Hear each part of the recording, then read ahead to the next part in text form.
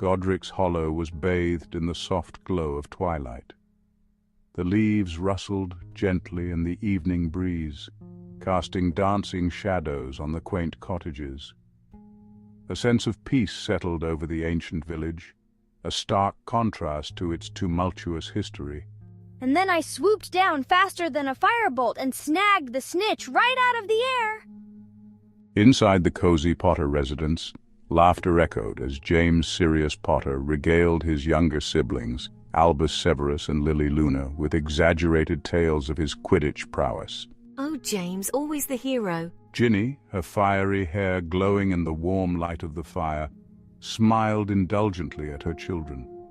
She listened with half an ear, her gaze occasionally drifting towards Harry. He sat by the window, his brow furrowed in thought, his emerald eyes distant. Despite the warmth that surrounded him, a shiver ran down his spine, a prickling sensation that whispered of unseen eyes. He couldn't shake off the feeling of unease that had been plaguing him all day. Tell us more, James. What happened next? The aroma of Ginny's cooking, a comforting blend of spices and herbs, wafted through the air, momentarily distracting Harry from his thoughts. He watched as Lily, her red hair a mirror of her mother's, perched on the armrest of his chair, her eyes sparkling with laughter at James's animated storytelling.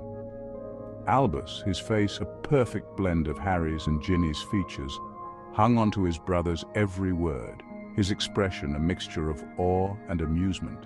Wow, James, you're amazing! For a fleeting moment, a wave of contentment washed over Harry.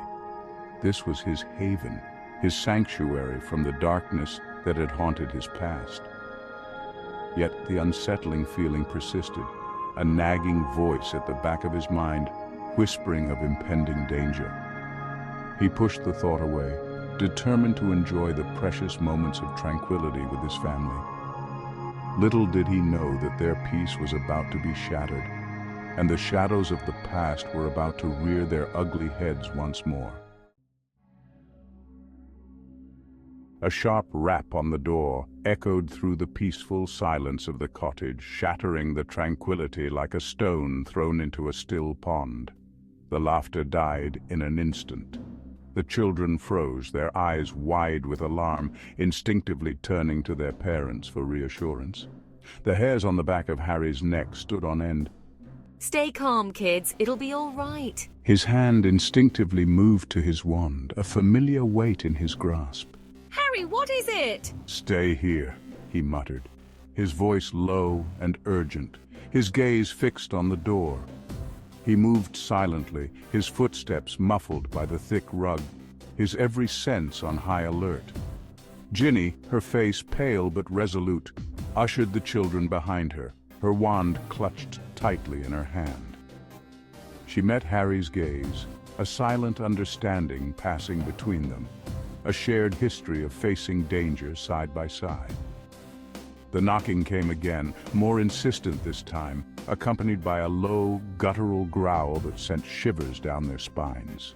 A cold dread seeped into Harry's heart, a chilling premonition that whispered of a darkness he had hoped he'd left behind. He took a deep breath, steeling himself for whatever lay beyond the door. With a flick of his wrist, he cast a silencing charm on the room, muffling their breaths, ensuring their protection. As he reached for the doorknob, a surge of adrenaline coursed through his veins. He threw open the door, his wand raised, ready to face whatever evil lurked on the other side. But the sight that greeted him was not what he expected. The night was still, the air thick with anticipation. There was no one there.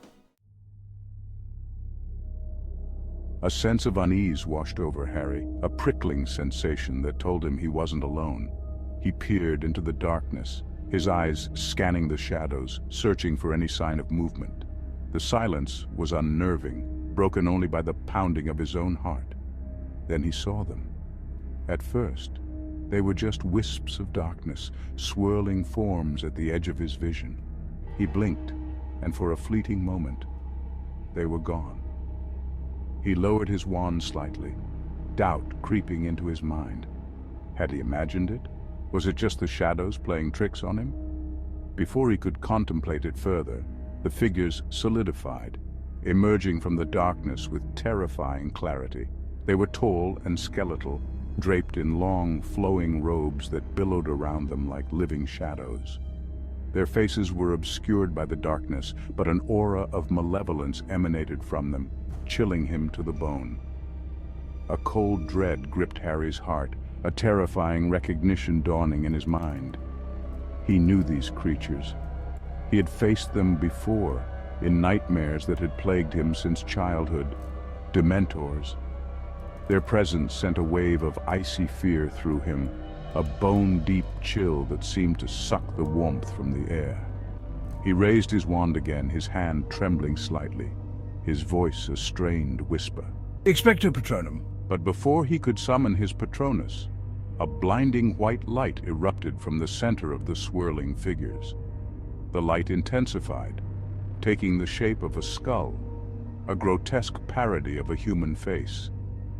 A pair of crimson eyes, burning like hot coals, materialized within the skull, staring at Harry with a malevolence that chilled him to his core. Voldemort.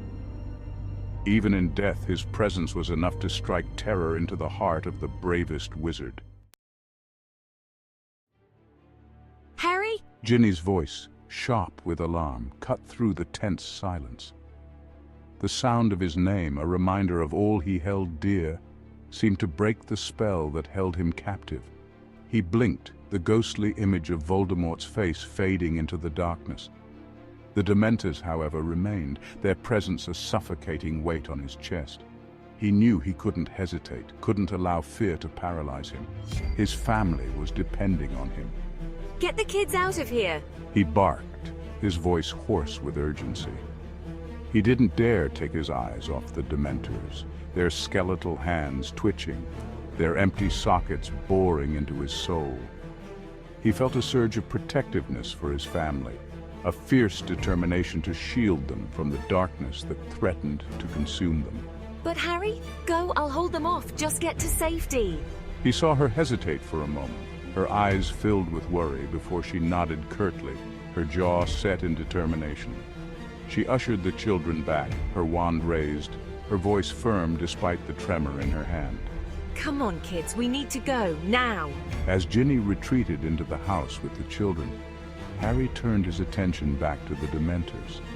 He knew he couldn't fight them conventionally. Their very presence seemed to drain him of all happiness, all hope. His best chance was to drive them back, to buy his family enough time to escape. He took a deep breath, summoning every ounce of his courage, every happy memory he could grasp. Ginny, her heart pounding against her ribs, hurried the children through the darkened house. James, his initial bravado replaced by a look of apprehension, kept pace with his mother, his hand clutching hers tightly. Albus trailed behind, his eyes wide with fear, his small hand firmly in Lily's. Lily, despite her tender age, seemed to possess her mother's fiery spirit.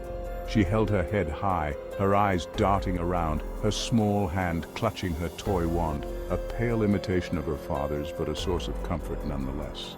Where are we going, Mum? Shh, just stay close. She knew they couldn't stay in the house, couldn't risk those creatures reaching her children. But where could they go? Where could they find safety in a village that was suddenly no longer familiar, a place where shadows held menace and the night echoed with unspoken threats? Then she remembered. The secret passage, a relic from the war, a hidden escape route that had once protected her brother and his friends. It was a long shot, but it was their only hope. She steered the children towards the old grandfather clock, its pendulum frozen in time, a silent testament to a past battle. Stay close, She whispered, her fingers tracing the intricate carvings on the clock's surface. She found the hidden lever, its metal cold beneath her touch. With a click, a section of the wall behind the clock swung inwards, revealing a narrow, cobwebbed passage. This way. she urged, her voice firm despite the tremor that ran through her. Standing alone against the encroaching darkness, Harry drew strength from the memory of his family's retreating figures. He would hold the line, buy them every precious second they needed. The Dementors, sensing his fear, his vulnerability, drifted closer, their ragged robes billowing around them like storm clouds. The air grew colder, the silence heavier, as if the very world were holding its breath, bracing for the storm to come. His grip tightened on his wand, the familiar weight a source of comfort. He closed his eyes, blocking out the sight of the Dementors, their chilling aura, their soul-sucking presence. He delved deep into himself, past the fear, past the despair, seeking the light, the hope, the love that had always been his shield, his weapon against the darkness. He thought of Ginny, her fiery spirit, her unwavering love, a beacon of warmth in the encroaching cold. He thought of his children, their laughter, their innocence, the future he was fighting to protect.